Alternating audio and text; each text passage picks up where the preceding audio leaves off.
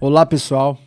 Como vocês estão? Tudo jóia? Estamos aqui para mais um programa Fé em Ação na TV A Sua Voz. Que Deus abençoe você que está nos assistindo.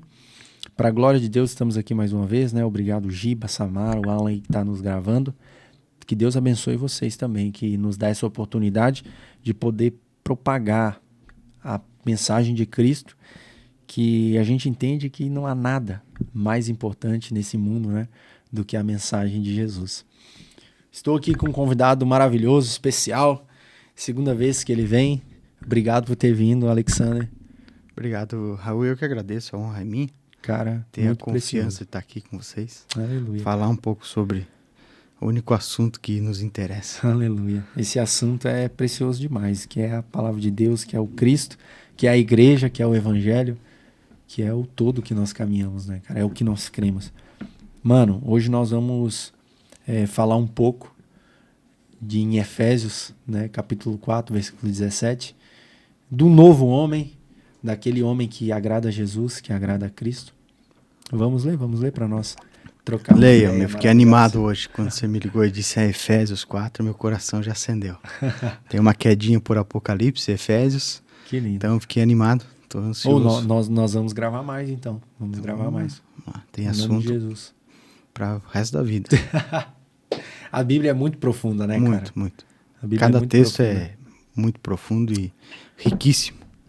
Ela é viva, aleluia. Vamos ler então, Efésios 4, você que está nos assistindo quiser acompanhar aí.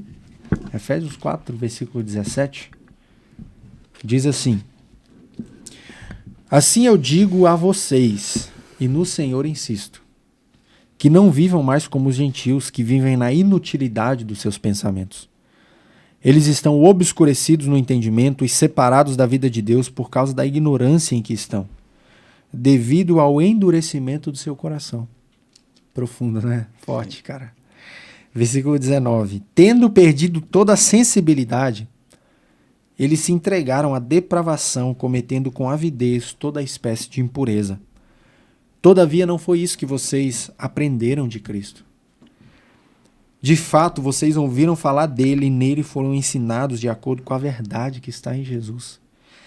Quanto à antiga maneira de viver, vocês foram ensinados a despir do velho homem que se corrompe por desejos enganosos e a serem renovados no modo de pensar, a metanoia, né? E a revestir-se do novo homem criado para ser semelhante a Deus em justiça e em santidade provenientes da verdade. Uau, que profundo, cara.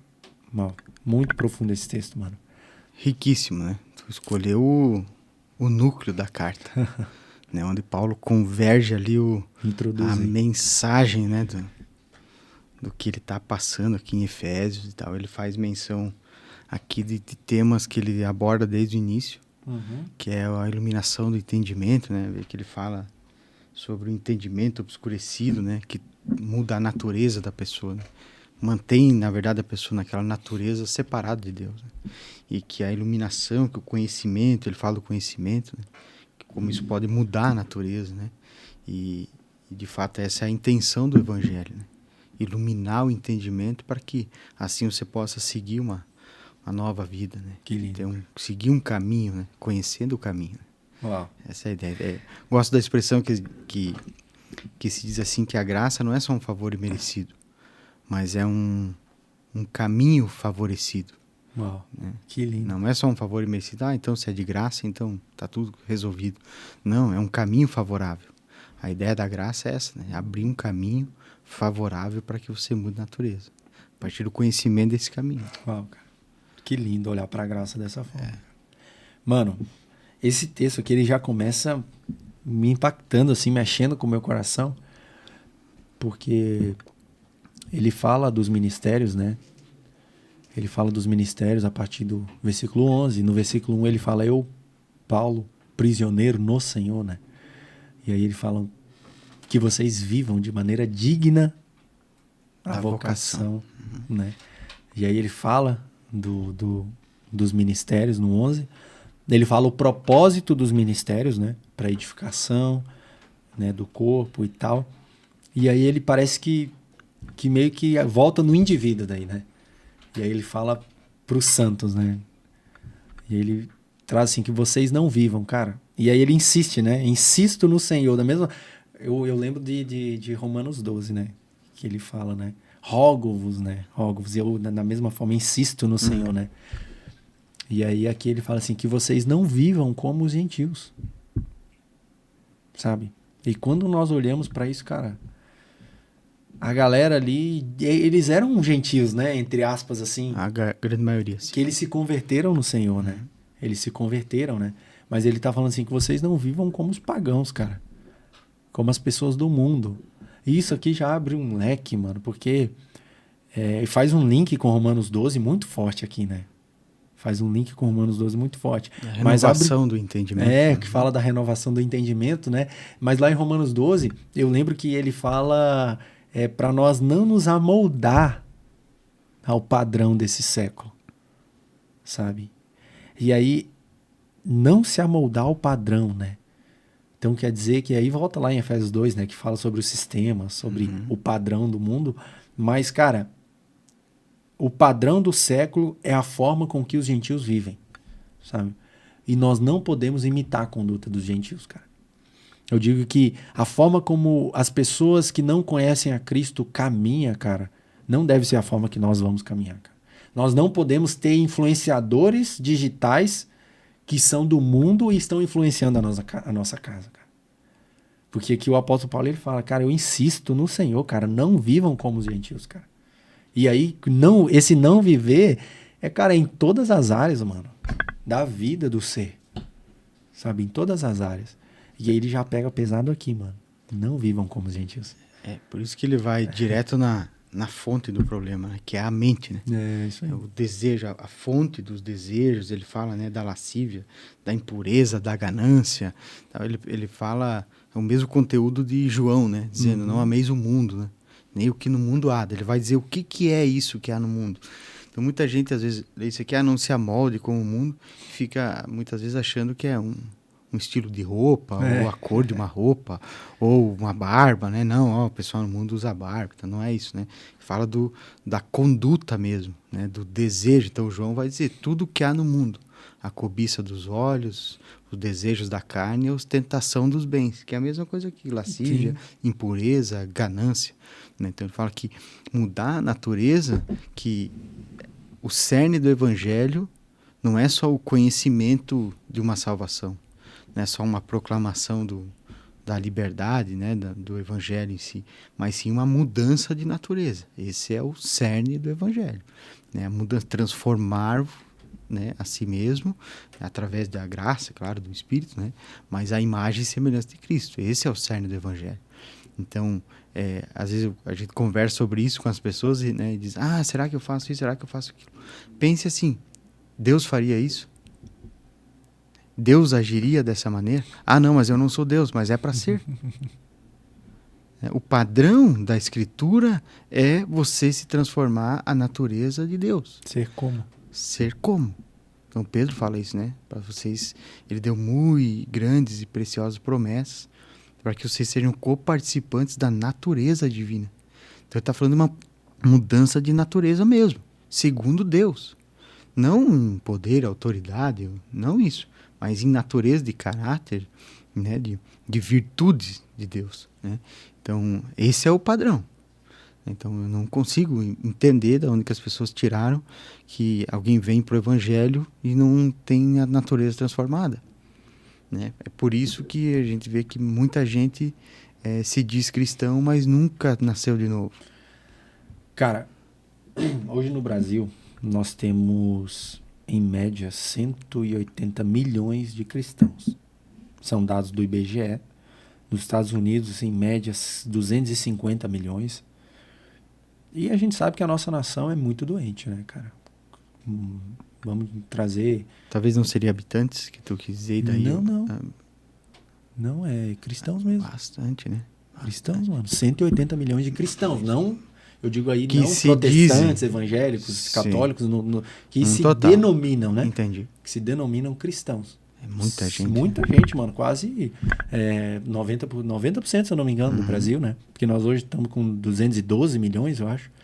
Então, cara... Estão ligados a alguma denominação que tem Cristo como centro. Confissão de fé que alguma se diz confissão de fé que se diz cristã. E quando nós vamos para Atos, cara, no capítulo 11, se eu não me engano, da igreja de Antioquia, é 11? Que vão ser chamados cristãos e tal. É, isso aí. Que aí lá, ele traz para mim, eu falei isso na comunidade, cara. Na comunidade aqui de Pinhalzinho. Eu falei com os nossos irmãos lá. Eu falei assim, ó. Você pode ver na Bíblia, mano, que ninguém se intitula cristão na Bíblia. A igreja primitiva, ninguém se intitulava cristão, mano. As pessoas se intitulavam discípulos. Porque discípulo você pode dizer, eu sou discípulo do Alexander, eu sou discípulo do Wesley, eu sou discípulo do Alan. E as pessoas vendo a minha submissão a esse discipulado podem me chamar de uma pessoa parecida com Alexander, com Alan ou com Wesley. Então, em Antioquia, aí vai estar escrito lá em Atos 11, 26, os discípulos foram a primeira vez chamados cristãos. Que é a etimologia, Cristos, né? Pequenos cristos, né? Então, os discípulos foram chamados, né, cara? Então, eu vejo que pessoas se intitulam cristãos e não são discípulos, mano. Tu entende? Que existe eles querem chegar no ápice sem passar pelo processo. Cara, e não tem como. É aquela coisa que é viver Mateus 28, mas não viver os 27 capítulos anteriores. Né? Isso aí, cara. É exatamente disso que o Paulo está falando aqui, né? É isso aí. É uma coisa que chama muito a atenção. É a falta de entendimento da ordem mais clara de Jesus, né? Então, lá em Mateus 28, quando ele se diz o Todo-Poderoso, ele diz, todo o poder me foi dado, né? Nos céus e na terra. Então, agora eu vou dar uma ordem. Então, agora vocês estão sabendo, estão ligados que eu sou o Todo-Poderoso. Agora eu vou dar uma ordem para vocês. Então, vocês vão por todo mundo. Então, ele diz um lugar, uma missão e uma estratégia, né? Então, em todo lugar é em todo mundo. Que lindo isso. A missão, idem, formem meus seguidores. Que daí foi traduzido como discípulos, é a mesma coisa. Ele diz como? Ensinando tudo que eu vos tenho ordenado. Tá, tudo que ele ordenou está onde? Na Escritura. Não tem ninguém que andou com ele vivo. Então, está aqui. Então, qual é a estratégia da ordem que ele deu? Ensinar o que está aqui. A maioria não tem a coragem de levar para a igreja no domingo uma Bíblia que ele não abriu durante a semana. Tá. Tem comunidades aí, com muitos anos de vida, que não tem escola bíblica. Sim. Então, eles estão fazendo tudo, menos o que ele mandou. E por que será que ele deu essa ordem? Vão e ensinem tudo o que eu vos tenho ordenado. Porque ele sabia, obviamente, que essa mudança de natureza verdadeira só poderia acontecer com a iluminação do entendimento, que é o que nós falamos aqui no outro programa, né, da mensagem dele quando ele iniciou o ministério, que ele disse: o Espírito do Senhor está sobre mim para proclamar a liberdade, dar vista ao cego e libertar o oprimido. Então, a libertação da opressão desse corpo aqui, dessa natureza má, ela só pode vir com a iluminação do entendimento. Então, dar vista ao cego é iluminar. Então, quem está cego está nas trevas, está na escuridão. Então, para iluminar isso, o caminho, precisa do entendimento. Então, essa é a ideia de ensinar o que ele tem ensinado, enfim. E o Paulo aqui, em Efésios, ele foca muito nisso. Tanto que ele fala no começo ali, Efésios 1, capítulo 1, verso 18, ele fala sobre a iluminação do vosso entendimento, para que vocês compreendam a esperança da vocação.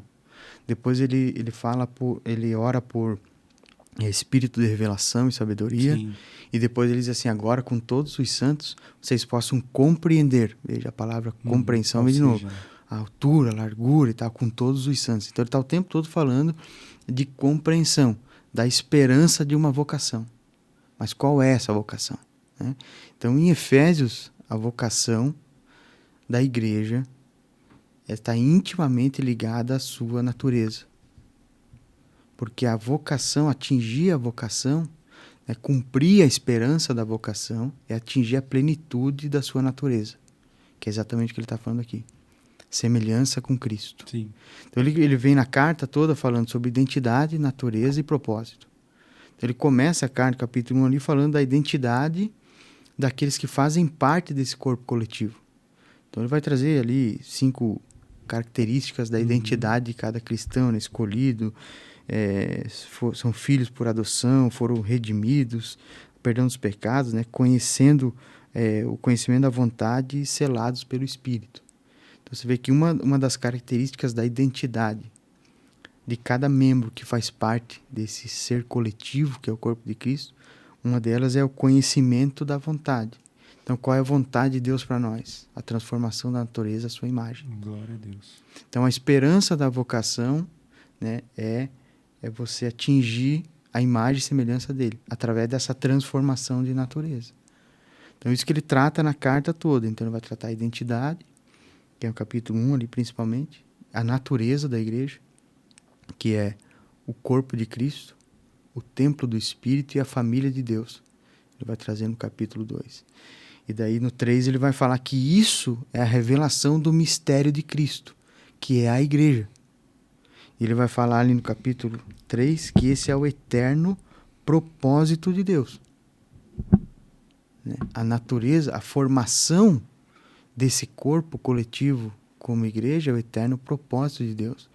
Ele está falando que ele falou ali no começo que tudo, na plenitude dos tempos, tudo iria convergir em Cristo. E que esse era o âmago, vamos dizer assim, do propósito de Deus. Né? Formar uma eclésia, uma comunidade de pessoas iguais a Ele. Cumprindo exatamente o que Ele decidiu no conselho da sua vontade. Né? Façamos o homem à nossa imagem e semelhança. E isso só é possível através da igreja, que é o que ele fala um pouquinho antes ali desse texto, Efésios 4, que é o propósito dos 5 ministérios, né? Que é usar esses 5 ministérios para que, edificados juntos, a gente possa atingir a plenitude, na maturidade do conhecimento do Filho, e tal. Que é para esse que é o cumprimento da vocação. Né? E atingir tudo no compreender, né? Tudo no compreender, tudo na iluminação do entendimento. Iluminação do entendimento. Então, em todas as cartas ele fala sobre isso. Tu citou Romanos, tem Coríntios lá que ele fala as fortalezas da mente. Né? A gente combate as fortalezas da mente com o conhecimento. Isso é muito profundo, né? Muito. Por isso que me assusta quando você procura mensagens, você conversa com pessoas, e nós estamos no mês de setembro, e tu pergunta para elas assim... Cita 3 coisas e o texto que você aprendeu em todos os cultos que você foi esse ano. E a pessoa não sabe te dizer nada. Uma resumida, então. Me diz uma frase. Me diz um que texto. Deus fez na sua vida. Que você aprendeu num culto. E a pessoa não sabe dizer. Que loucura. Então, como é que a gente vai conseguir fazer com que essa natureza seja transformada? Uau, cara. Nossa, isso é... Cara... O apóstolo Paulo, ele fala aqui que esses mesmos gentios que nós falamos lá no início, eles vivem na inutilidade dos pensamentos, cara. Então, inutilidade são coisas inúteis, né? O que diz na King aí? Diz inutilidade também? Que ele diz que o seu entendimento obscurecido... No versículo 17. Portanto, testifica no Senhor para que não andeis mais como andam também os outros na vaidade da sua mente. Mesma coisa. Uma coisa que não serve para nada. Não serve para nada. Isso. Então, o que tem pessoas gastando tempo, a vida, o pensamento, em coisas que não servem para nada. E aí, isso gera uma consequência depois. Porque isso obscurece o entendimento. Tu entende? É que daí eles ficam naquele meio lá da cegueira, né? Eles nunca são libertos da opressão. Não são, mano. Do pecado, da própria mente, do próprio corpo, do mundo, né? Às vezes o cara tá na igreja e não consegue desfrutar. Eu falei disso esses dias. A pessoa vai num restaurante, é a mesma coisa de sentar e não desfrutar. Não comi nada no restaurante, só fui lá pra ver como é que era bonito dentro. Não lembro nem o que tocou, não lembro nem a música que tocou lá no restaurante, nada. E aí tem pessoas sentando na sala do banquete, na mesa do banquete, e não desfrutando, não comendo, cara. Entende? E aí o que a gente vê? Pessoas com baixa imunidade espiritual. Então, sujeitos a onda de doutrina, a vírus, a problemas, a se dispersar do rebanho, sujeitos a tudo. Doenças, a problemas, por causa de não estar forte. E só pode estar forte com com a fundamentação do entendimento. Isso aí, cara. Né? Que loucura, Esse né? que é o ponto. Então, tem coisas que a gente fala, assim, às vezes o pessoal diz, é um pouco exagerado, tal, mas é que quando a gente está no meio do fogo, né, a gente vê muita coisa e vê as pessoas sofrendo muitas vezes, enfim, né? Então, a gente pode dizer hoje que tem muitas comunidades, não é criticar, sabe, Raul? É nós, né? Nós estamos falando de nós. Sim. É um reino. Então, o que acontece na sua comunidade afeta a mim, porque é um reino, nós somos um corpo, né? Então, é uma crítica, se for uma crítica, é a nós mesmos. Né? Mas muitas comunidades não formam discípulos, treinam pessoas para fazer um bom culto. Então, elas criam treinadores de culto. Então, eles são muito bons em fazer um culto bom. Em oratória. Em excelência, num culto, numa recepção, num ambiente, na música, isso tudo é muito bom. Então, o culto é bom e necessário, mas não é o objetivo. Deveria ser a consequência. O objetivo é formar discípulos, fazendo com que eles compreendam a esperança da sua vocação e assim consigam transformar a sua natureza. Uma natureza transformada em imagem de Deus, naturalmente vai ser uma comunidade que louva a Deus, adora a Deus e congrega e está junto. Né? Então, o culto é a consequência, mas em muitos lugares é o objetivo. Então, se tornaram treinadores de pessoas a fazer culto. E isso é tão sério, Raul, porque a gente vê Deus comparando muitas coisas na Bíblia. E uma delas é 2 cidades que representam 2 igrejas. Uma falsa e uma verdadeira. Babilônia e Jerusalém. Né? Então, aí você vê de onde nasceu Babilônia. Nasceu da Torre de Babel. E eles disseram o quê? Façamos uma torre que alcance o céu. E aqui estaremos protegidos. Então, quem não se transforma de natureza vira um construtor de torres. Então, a maioria dessas pessoas pensa que pode fazer um culto tão bom ao ponto de cutucar Deus ou de alcançar Deus, e Deus vai suprir todas as necessidades deles, vai aparecer no culto e vai ser o melhor culto da vida deles, porque eles construíram uma torre autossuficiente para alcançar o céu. Quando na verdade Deus estava esperando que eles não fizessem isso, edificassem um ao outro, para que a natureza do filho dele nascesse e crescesse em você, para que quando ele viesse aqui ele encontrasse o filho dele ali em você.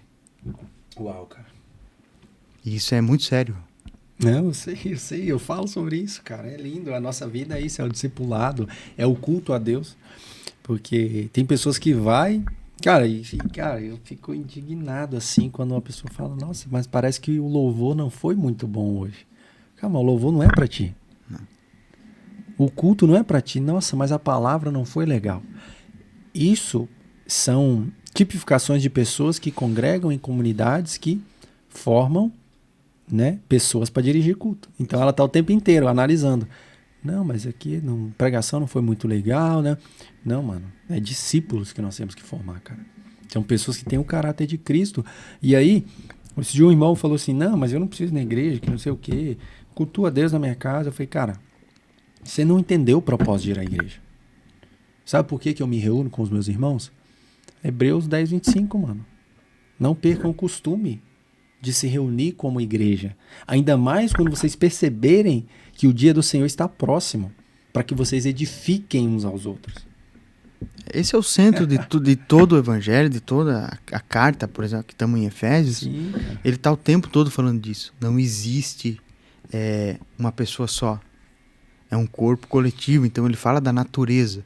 O que é ser igreja? Ser um corpo do Filho, templo do Espírito, a família do Pai. Aleluia. Então não existe a menor possibilidade disso. Né? Eu não tenho... Como é que a minha natureza vai ser transformada se eu sou edificado pelo outro? Sim. Então a maturidade que ele fala aqui, porque isso aqui é maturidade. Né? Eu assumi a responsabilidade e me revesti de uma nova natureza. Né? E principalmente do que ele fala, que é a unidade do corpo, que ele fala no capítulo 4, de edificar um ao outro. Então traz o maior nível, o melhor, primeiro grau do nível na maturidade, quando eu assumo a responsabilidade. Então, se eu passo aí na igreja, se eu passo aí no culto, para eu me edificar, então eu sou imaturo, porque eu não estou assumindo a responsabilidade no outro. Então, muitas pessoas dizem assim, eu não vou no culto por causa do outro, eu vou lá para adorar a Deus. Não, então você vai lá por si mesmo. Porque a natureza da igreja é, eu vou lá para assumir a responsabilidade do outro. Então, eu não procuro uma igreja com um culto bom, porque nós não somos treinadores para fazer culto. Nós somos treinados para fazer discípulos e para me transformar em um. Então, eu vou lá para ver se eu encontro alguém mais maduro que pode me edificar, e assim eu vou lá procurar alguém mais imaturo que eu para que eu possa edificar a vida dele, e assim nós atingimos a maturidade. Uau, cara. Então, não existe igreja só. Né? Estamos no versículo, estamos no primeiro versículo ainda. Isso. Esse papo vai longe, hein? Vai. Aqui, falar bastante. e nós falamos sobre entendimento, né, cara? E aí aqui é uma consequência atrás da outra, né? Porque separa, diz assim, e separados da vida de Deus por causa da ignorância em que estão vivendo devido ao endurecimento do coração. Pensamentos inúteis e vaidosos gera um obscurecimento no entendimento que, devido ao obscurecimento do entendimento, gera um coração duro. A ignorância gera um coração duro. Que naturalmente cai na escravidão. Isso. Né? Então, o que o Paulo fala em Romanos 6, né? Vocês não precisam mais ser escravos do pecado. Né? Vocês têm agora a capacidade de obedecer a Deus e de transformar o entendimento. Né? Então, compreendendo isso. Que é o que fala em Tito 2, que ele diz que a graça que vos salva também vos ensina a obediência. Então, veja de novo o ensino, que é a maturidade do entendimento, enfim, né, o conhecimento do Evangelho, o conhecimento da vontade de Deus. Essa é a esperança da vocação. Iluminado o entendimento para que você conheça a esperança da vocação, que é tudo isso que nós estamos falando aqui. Né? Então, essa necessidade de falar sobre essas coisas. Que lindo, que profundo, né, cara? Muito. Vamos dar continuidade no próximo episódio? Vamos. Desse mesmo texto aqui, com esse mesmo assunto, daí nós entramos na parte de revestir. Sim. A gente se fala despir e revertir. Isso. Revestir. Revestir daí, o que é isso, né? O que é se revestir dessa nova natureza, né? Que natureza é essa, né? Bom, cara. Que profundo, mano. Obrigado por ter vindo mais uma vez aqui prestigiar a gente aí com seu ensino, com a sua maturidade, com aquilo que Deus tem te carregado, cara. Deus abençoe você, sua família, mano, sua filhinha. Em nome de Jesus, cara. Sim. O bebê mais lindo de Pinhalzinho. É porque a minha não veio morar pra cá ainda. Raul, com certeza, sem dúvida, em Cristo a alegria é minha. Poder estar aqui, ter essa honra de estar contigo e poder ajudar vocês aí no ministério. Nós sabemos que é um reino. Então, você sou eu sou vocês. Aleluia. E no que eu puder estar ajudando vocês e sendo edificado também, porque eu venho aqui também, ouço você falar, também aprendo. E muito bonito o boné. Amém. Vou te arrumar ele. Vou te ofertar ele. Eu agradeço, fico feliz. Terminar o programa, porque senão os irmãos vão ver meu cabelo. Muito obrigado. Graça e paz para você, para tua família toda. Amém. Que Deus abençoe o ministério e que a tua comunidade possa ter, através da tua vida, essa iluminação cada vez mais do entendimento. A maturidade, né? Isso. De Cristo. Glória a Deus. Amém. Irmãos que nos assistem, que Deus abençoe vocês. Amém. A Bíblia vai dizer, se eu não me engano, em 2 Coríntios, que quem conheceu a mente do Senhor, sabe? Quem foi o teu conselheiro? E aí ele pergunta, né? Ele fala, porém nós temos a mente de Cristo. Que você possa compreender um pouco desse assunto que nós trazemos, que nós trouxemos aqui, e possa ser edificado e possa não viver mais endurecido, com pensamentos inúteis, com insensibilidade. Se deleite aos pés de Cristo e da sua palavra para que você seja edificado e venha transformar esse coração. Chega numa pessoa mais madura, numa pessoa que está há mais tempo de fé e possa ajudar você a crescer também em Cristo. Que Deus te abençoe em nome de Jesus. Obrigado, Giba, Samara, TV A Sua Voz, o Alan que está aqui conosco. Que Deus abençoe vocês, irmãos, em nome de Jesus. Amém?